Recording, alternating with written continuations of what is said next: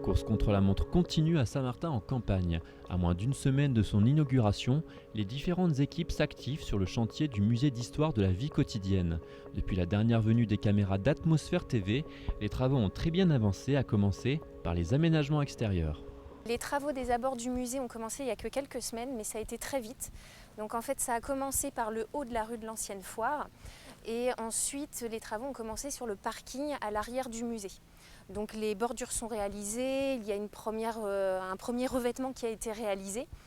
Et puis les travaux se sont poursuivis sur le jardin de la place de la Tolérance, avec une remise en état des plantations, le terrassement qui a été fait.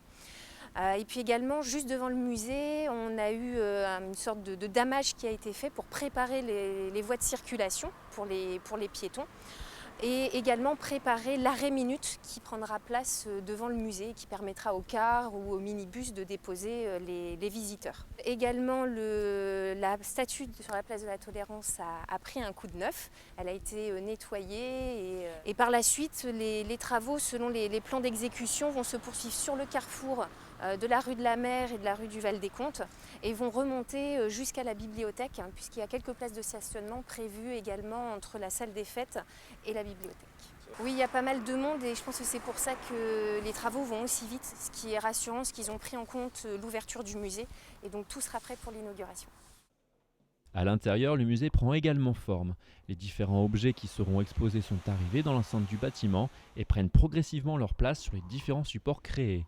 Un travail de longue haleine que nous détaille la directrice du musée. Donc ces dernières semaines, nous avons déménagé les pianos mécaniques qui se trouvent juste derrière moi. Donc il y en a 8. Il en reste juste un à monter, mais ils sont quasiment tous passés dans leur bonne disposition.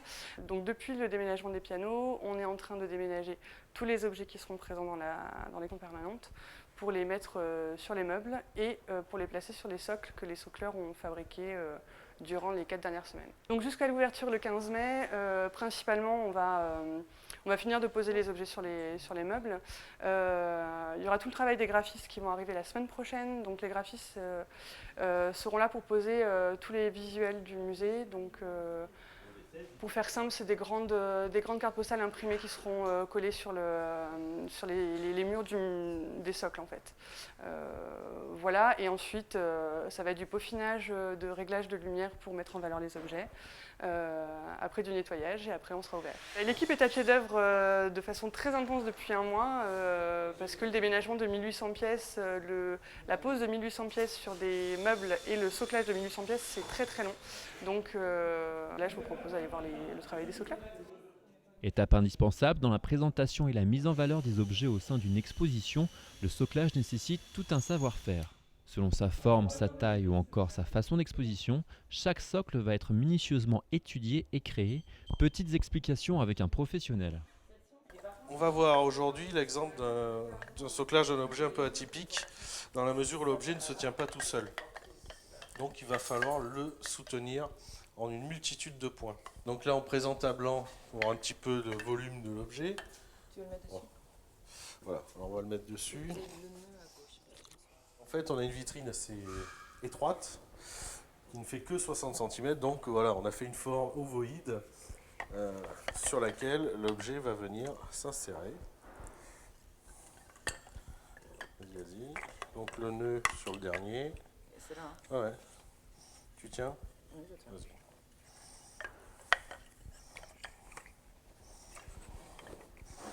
Donc là, il y a des crochets sur chaque partie à soutenir.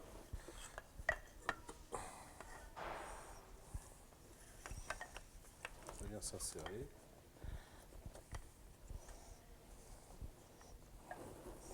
Donc voilà, alors là, maintenant, si ça c'est au mur, on va à peu près comprendre, enfin pas comprendre, mais après voir ce que c'est. Le cycle de vie d'un objet, c'est qu'on va en prendre connaissance avec la conservation. Le scénographe va nous dire où il va aller, quel discours va être associé.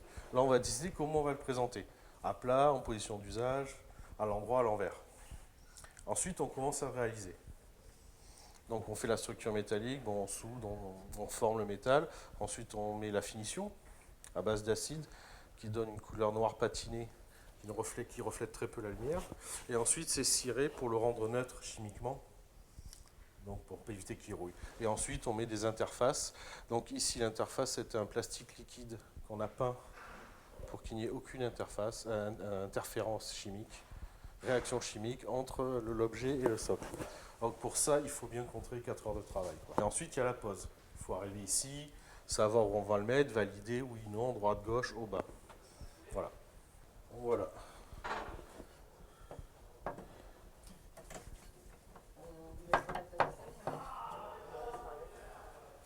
Donc voilà, là. On dirait presque un objet ethnographique. Donc là, c'est typiquement ce qu'on appelle un socle morphologique. Et donc parce qu'il suit la forme de l'objet. Mais pourquoi là on a besoin d'un socle? C'est que ça va permettre Présenté comme ça. de le présenter comme ça et de comprendre et de savoir à quoi sert l'objet. On l'aurait posé sur une vitrine, on était obligé de se baisser, de se dire bon, mais pourquoi? Enfin, là, ça saute aux yeux, surtout sur la seconde pièce qui est à l'envers. Voilà, enfin bon. Là, on voit bien à quoi ça sert.